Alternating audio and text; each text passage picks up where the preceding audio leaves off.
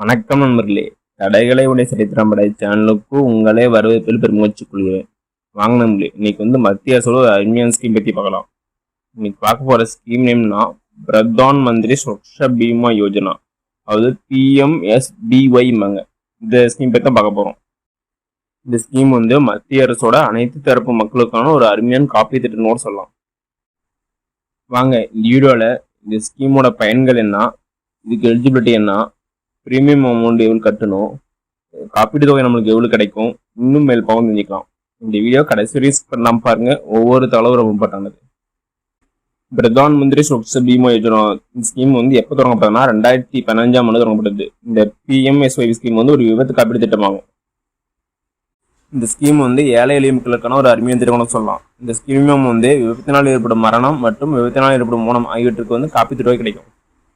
Next இந்த ஸ்கீமுக்கு என்னென்ன தகுதின்னு பார்க்கலாங்க. இந்த ஸ்கீமுக்கு 18 வயது முதல் 70 வயதுக்குட்பட்ட அனைத்து இந்திய குடிமக்களும் இந்த ஸ்கீமுக்கு தகுதியானவர்கள் தான். ஆனால் அவங்ககிட்ட வங்கி சேமிப்பு கன்ஃபார்மாக இருக்குன்னு சொல்லிக்கிறாங்க. அதே NRIயும் இந்த ஸ்கீம் தகுதி தான். ஆனால் அவங்க அமௌண்ட் இந்திய நாணயத்தில் வழங்கப்படும் சொல்லிக்கிறாங்க.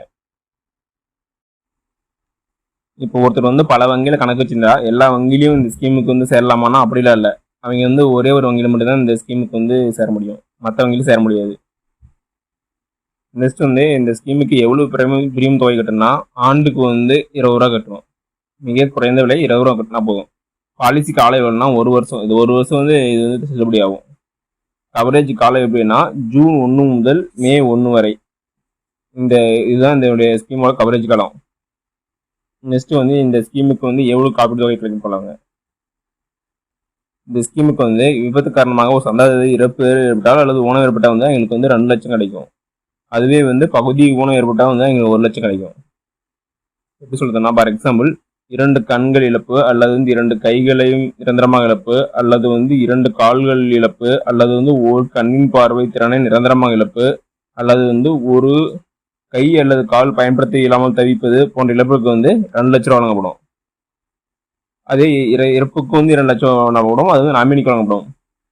அதுவே ஒரு கண் அல்லது ஒரு கை அல்லது ஒரு கால் இழப்பு போன்ற இதுக்கு 1 லட்சம் வழங்கப்படும் சொல்லிக்கிறாங்க. நெக்ஸ்ட் இந்த ஸ்கீம் யாராவது தகுதி இல்லைன்னா தனிநபர் 70 வயது அடையும் போது தான் இந்த ஸ்கீம் எலிஜிபிள். அதே 18 வயசுக்குள்ள இருந்தாலும் இந்த ஸ்கீம் எலிஜிபிள். அது மட்டும் இல்லாமல் நீங்க உங்க வங்கி கணக்கு முடிட்டா நீங்களும் அந்த ஸ்கீமுக்கு எலிஜிபிள் ஆக முடியாது. நெக்ஸ்ட் உங்க வங்கி கணக்குல பிரீமியம் செலுத்த போதுமான நிதி இல்லைன்னா அது அப்போதும் நீங்க இந்த ஸ்கீமுக்கு எலிஜிபிள் இல்லை. அது மட்டும் இல்லாம விண்ணப்பத்தரப்பு இப்போ தற்கொலை செய்து கொண்டால் அவங்களும் இந்த ஸ்கீமுக்கு எலிஜிபிள்னு சொல்றாங்க. தற்கொலை செய்து கொண்டால் இந்த காப்பீட்டு தொகை கிடைக்கும்னு சொல்றாங்க. ஆனா கொலை காரணமாக ஏற்படும் இறப்புக்கு இந்த ஸ்கீமுக்கு அமௌண்ட் கிடைக்கும்.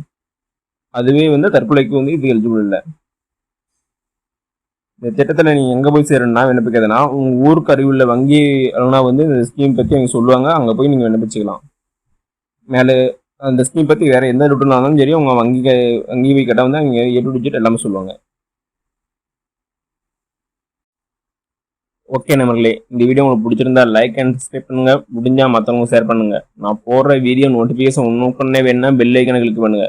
அது மட்டும் இல்லாமல் தமிழ்நாடு கவர்மெண்ட்டும் மற்றும் ஜென்ரல் கவர்மெண்டோட எந்த ஸ்கீம் பற்றி தெரிஞ்சுக்கனாலும் கமெண்ட் பண்ணுங்க.